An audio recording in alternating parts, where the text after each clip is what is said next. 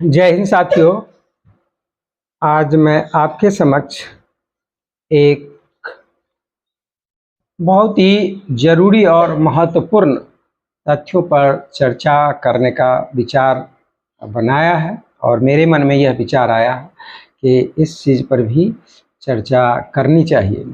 जैसे ये आज का शीर्षक है मेरा व्यक्तित्व, पर्सनालिटी, जिसको बोलते हैं कि पर्सनालिटी। तो पर्सनालिटी होती क्या है और इसका विकास कैसे होता है, मतलब how we can develop personality, यानी पर्सनालिटी डेवलपमेंट एंड पर्सनालिटी। पहले तो हमें पर्सनालिटी का मीनिंग जानना चाहिए कि पर्सनालिटी होता क्या है।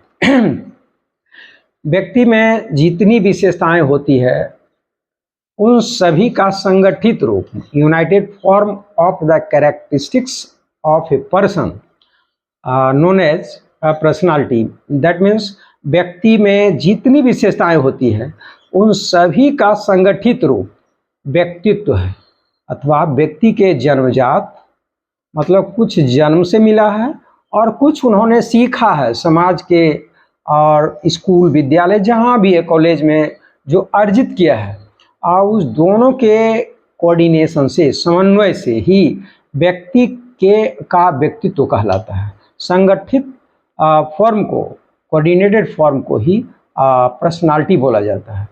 पर्सनालिटी में मुख मुद्रा, मतलब इसको बोलते हैं बॉडी लैंग्वेज, जिसको बोलते हैं चाल ढाल, वेशभूषा, बातचीत का ढंग, व्यक्ति की बुद्धि, योग्यता, आदत, रुचियाँ, दृष्टिकोण और चरित्र इत्यादि शामिल होते हैं। एक बार मैं फिर आपके सामने पर्सनालिटी के विषय में अच्छी तरह से रिपीट करता हूँ कि पर्सनालिटी किसे कहा जाता है। पर्सनालिटी किसको कहते हैं, मतलब कहता ना उसका व्यक्तित्व बहुत अच्छा, उसकी पर्सनालिटी बहुत अच्छी है और उसकी पर्सनालिटी ही नहीं है, तो आखिर वह कैसे बोल देता है, किस आधार पर, उसका पैमाना क्या है। तो पहले हम जानेंगे।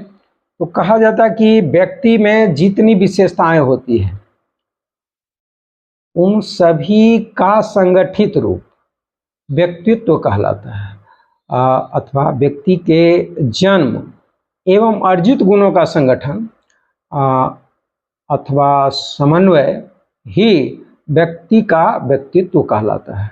व्यक्तित्व में मुख मुद्रा, मतलब फेस का आवाज, जैसे फेशियल एक्सप्रेशन देखते हैं, कभी कोई चीज़ बात होती है तो व्यक्ति के फेस से गुस्सा नज़र आ जाता है और किसी को देखकर एवं फेस पर ही स्माइल आ जाती है। तो कह रहा एक इस मुख मुद्रा को देखकर, चेहरे को देखकर, और चाल ढाल, मतलब उसमें आ जाता है मुख मुद्रा, मतलब फेशियल फेस, चाल ढाल, मतलब वह कैसे चलता है, कैसे बोलता है, उसकी आदत क्या है, वो क्या पहनता है और कैसे पहनता है, वेशभूषा, बातचीत का ढंग, और व्यक्ति की बुद्धि, और उस व्यक्ति का बुद्धि मतलब सेंस ऑफ ह्यूमर कैसा है, किसी चीज़ को कितनी आसानी से समझता है और कैसे समझता है और क्यों समझता है, इसी को बुद्धि बोला जाता है।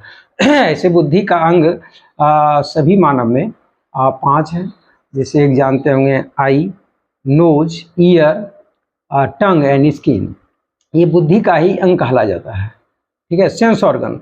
तो कह रहा है कि और उसके बाद उसकी योग्यता क्या है, दैट मीन जिसको क्वालिफिकेशन बोलते हैं, या और कोई चीज़ में स्किल, मतलब कोई काम करने की उसकी क्षमता है, उसमें वो पारंगत है, ये सब उसकी योग्यता कहलाती है। आदत, उसका हैबिट क्या है, और रुचियाँ, मतलब इंटरेस्ट किस चीज़ में है, एवं दृष्टिकोण, उसका किसी चीज़ को देखने का दृष्टिकोण क्या है। जैसे कोई व्यक्ति किसी चीज़ में वो सिर्फ पॉजिटिव देखता है और कोई व्यक्ति है कितना अच्छा भी चीज़ है उसमें वह नकारात्मक भाव खोज लेता है, मतलब निगेटिव ही देखता है।